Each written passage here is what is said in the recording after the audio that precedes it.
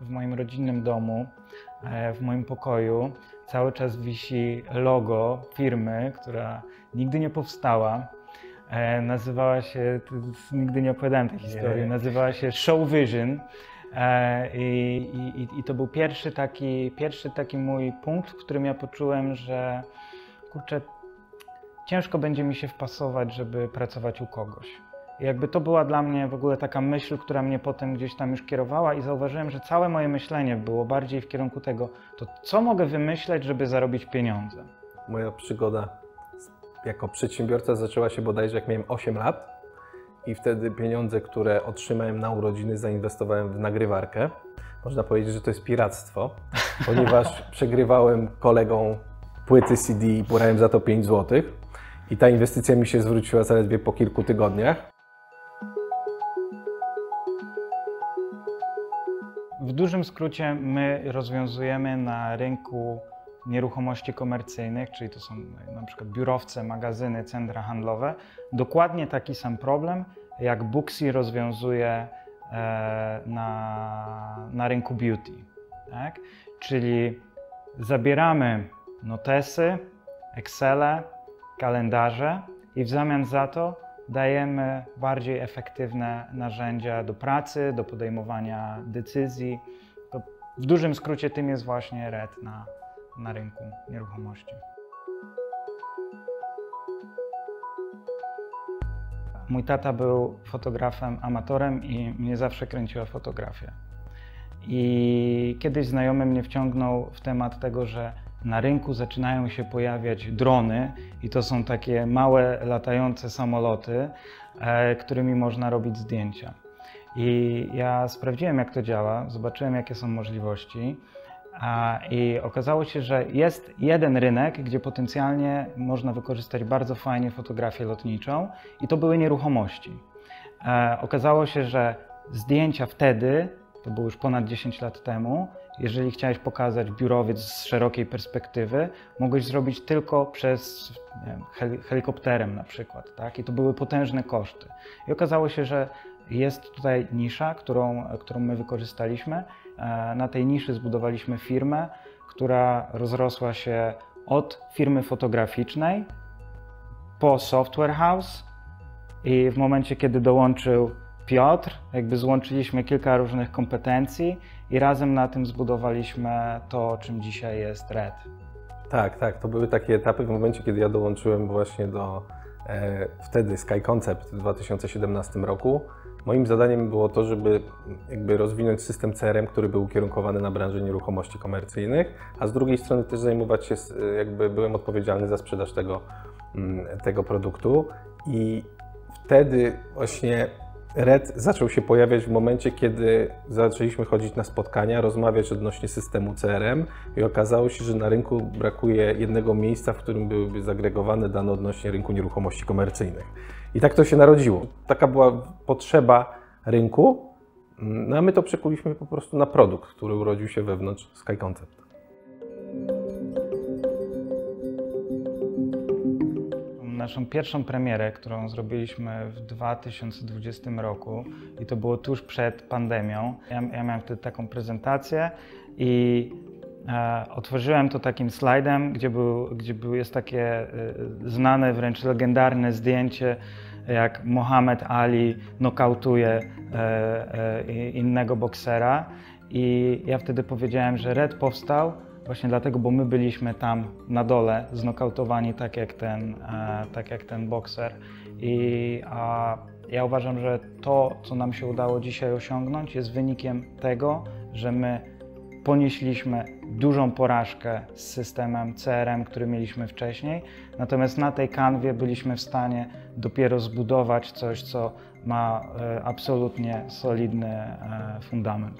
Tak, zdecydowanie i co jest tutaj bardzo ważne, to na pewno to, że w momencie, kiedy my zaczęliśmy już budować tego Reda i wracając do tych porażek, no to popełnialiśmy wiele różnego rodzaju błędów, jakby pod względem agregowania danych, pod względem jakby tak bardziej od strony technicznej, ale z drugiej strony musieliśmy bardzo mocno przebijać się przez ściany, przez tych naszych potencjalnych klientów, którzy wtedy mówili: nie, to nie ma sensu, to nie przejdzie, my nadal będziemy offline, my będziemy nadal tak żyć i tak funkcjonować. No a teraz się to bardzo mocno zmieniło i wydaje mi się, że też my jako Red zbudowaliśmy wiele trendów na tym rynku i to widać nawet po osobach, które są zatrudniane teraz do różnych korporacji. Bardzo ważny jest we wdrażaniu takich rozwiązań tak zwany timing, czas. W którym momencie Ty ze swoim produktem pojawisz się na rynku i czy ten rynek jest na to przygotowany. I my ten okres 2 pierwszych lat to był takie walka, przebijanie się przez mury i potem ta pandemia, czyli to co Tomek wspominał, czyli jakby premiera tydzień przed pierwszym lockdownem w Polsce, to było niesamowite, że potem zamknęli wszystkich profesjonalistów w domach, bo przeszli na tę zdalną pracę, ale nie mieli dostępu do swoich baz i zaczęli się rejestrować do naszej platformy. My wtedy po prostu nam zaczęło wszystko iść w górę. Ja pamiętam właśnie moje początki w ogóle w nieruchomościach, które były takie, że jedna rzecz była taka, że ja w ogóle nie rozumiałem tego rynku wtedy.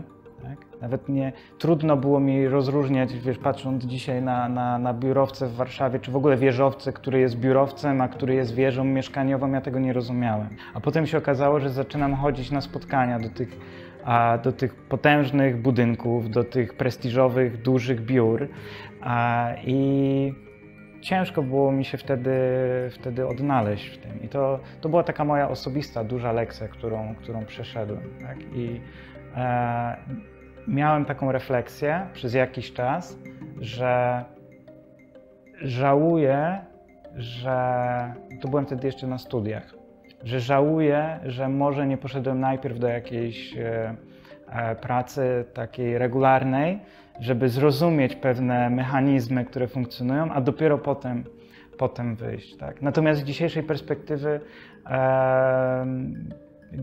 pogodziłem się z tym, ile mnie to powiedzmy kosztowało, bo mam wrażenie, że przez to jestem dzisiaj znacznie dalej. Ja uważam, że przetrwacie studia tylko pod warunkiem, że będziecie studiować to, co Was interesuje. To jest moja jakaś taka pierwsza intuicyjna myśl. Znaczy, ja się interesowałem fotografią i interesowałem się reklamą i szukałem kierunku wokół tego. Z tego, co pamiętam, nie udało mi się dostać na fotografię, natomiast znalazłem inny kierunek, który mnie zaciekawił pośrednio i to była psychologia ze specjalizacją ekonomiczną. Powiązanie psychologii z pieniędzmi, z marketingiem, z ekonomią, to tu zaczynałem czuć, że to jest rzeczywiście coś ważnego i dzisiaj, jakby z takiej perspektywy już kilku długich lat od momentu, jak skończyłem studia, wiem, że to mi bardzo mocno zapunktowało, że rzeczywiście wybrałem ten kierunek, w którym chciałem się rozwijać. Późniejsza moja droga cała też pokazuje, że robiłem to, co chciałem i to się gdzieś tam ze sobą połączyło. Jakby dzisiaj dla mnie ta wiedza z pogranicza psychologii, czy logiki, która wtedy też tam była, czy statystyki, to wszystko jest to, co my dzisiaj robimy, tak? Pracujemy na danych. Ja przed chwilą miałem spotkanie z naszym inżynierem od machine learningu i słuchaj, nigdy w życiu bym nie powiedział, że statystyka, którą miałem na studiach, może mi się przydać w mojej pracy. Tak? A to jest dokładnie ten przykład, że ja potrafię z nim rozmawiać o takich rzeczach. Podczas studiów możemy poznać bardzo dużo osób, nawiązać wiele kontaktów, które potem mogą się przekuć oczywiście na biznes w przyszłości i ja zawsze patrzyłem w tych kategoriach, że warto utrzymywać bardzo dużo znajomości, bo zawsze się to przydaje. Natomiast wydaje mi się, że powinniśmy trochę wdrażać więcej praktyki na studiach niż samej teorii, bo nie do końca zawsze teoria równa się praktyka i to mówię o całym procesie edukacyjnym jakby w naszym kraju, tak? Że czy w podstawówce, czy teraz w liceum, bo jeszcze niedawno gimnazjum, na studiach, jakby brakuje mi takiej praktyki, to jest coś, co ja pamiętam, że czasem ten człowiek ostatecznie nie czuje się do końca przygotowany na jakieś tam wyzwania, które przed nim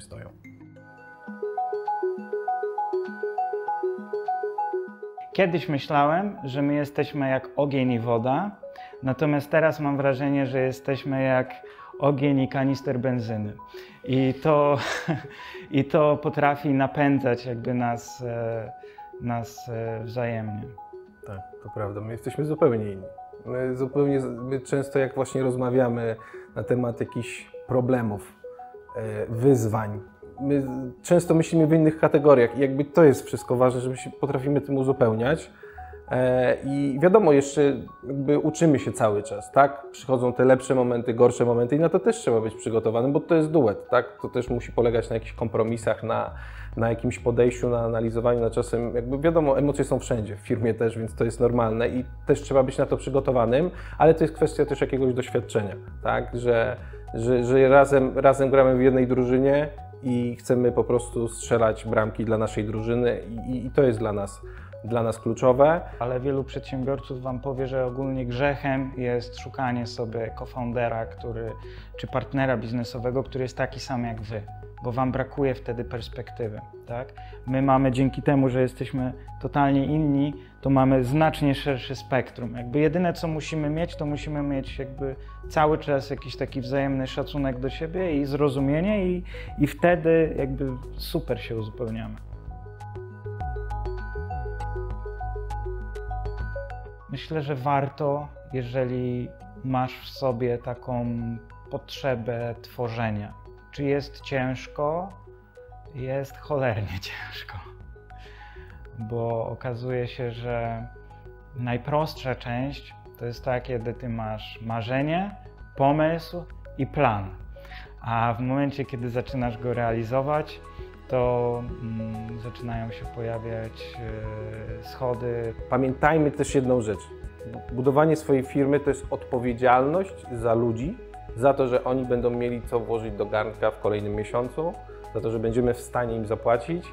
To nie jest tak, jak wszystko wygląda pięknie na niektórych firmach, że jestem startupowcem, buduję startup, idę na kawę w Starbucksie z moim komputerem z jabłuszkiem, jest super wszystko elegancko i robimy technologię. No, pamiętajmy, że musimy rozmawiać z Urzędem Skarbowym, z ZUS-em, to wszystko jest, budujemy firmę, nie startup. To jest pewnego rodzaju adrenalina, to jest pewnego rodzaju motywacja, chce się rano wstać, robić, wdrażać, widać tego efekty, ciężką pracę, wyciąganie wniosków, to jest świetne uczucie. Nie jest łatwo, ale warto.